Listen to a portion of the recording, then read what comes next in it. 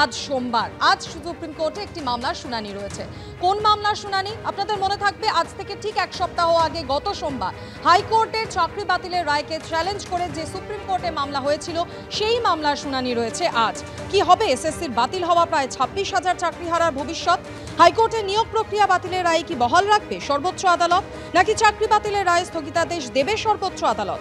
এক সপ্তাহের মধ্যেই হতে চলেছে হাইকোর্টে চাকরি বাতিলের রায়কে চ্যালেঞ্জ করে সুপ্রিম কোর্টে করা মামলার শুনানি।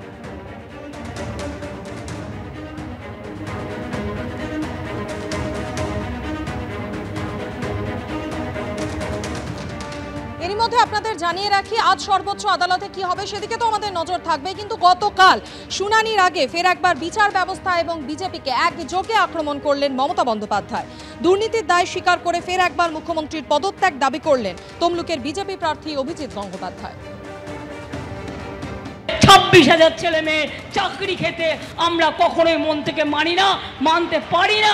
আমি আহ্বান করেছিলাম যে এই যে 26,000 প্রার্থী এবং শিক্ষকের চাকরি চলে গেল কোর্টের অর্ডারে, এটার দায় ঘাড়ে নিয়ে আপনি পদত্যাগ করুন। आपको पता था कि आप किसी को देके आपका पार्टी पहले ऑर्डर करके ये लोगों को नकड़ी खा लेंगे।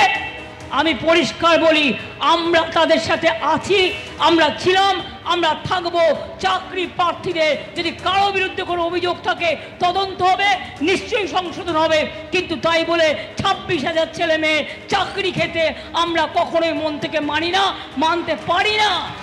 কালকে এই মামলায় সুপ্রিম কোর্ট স্থগিতাদেশ দিতেও পারে, নাও দিতে পারে।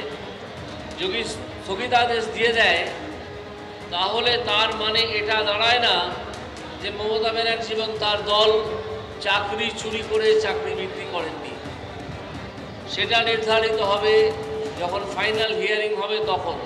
যিনি গান বাঁধেন তিনি ভোটেও লড়েন, এমন উদাহরণ বিরল নয়, কিন্তু তিনি ব্যতিক্রমী, সীমার মাঝেও অসীম। পেশায় কবিয়াল, গান বেঁধে ঘায়েল করেন প্রতিপক্ষকে। বর্ধমান পূর্ব কেন্দ্রে লড়াই করছেন হরিণঘাটার বিজেপি বিধায়ক অসীম সরকার। আজ আয় ব্যয় অসীম সম্পত্তির খতিয়ান। এবার চোর ঢুকেছে বাংলাতে, চলো সবাই চোর ধরিতে। কখনো অনুব্রত মণ্ডল বা কখনো রামপুরহাট হত্যাকাণ্ড, তার গানের বিষয় হয়ে ওঠে সবকিছুই। গান বেঁধে তৃণমূলকে বিঁধতে যিনি সিদ্ধহস্ত, সেই অসীম সরকার কখনো কখনো নিশানা করেছেন তাঁরই দল বিজেপির একাংশ।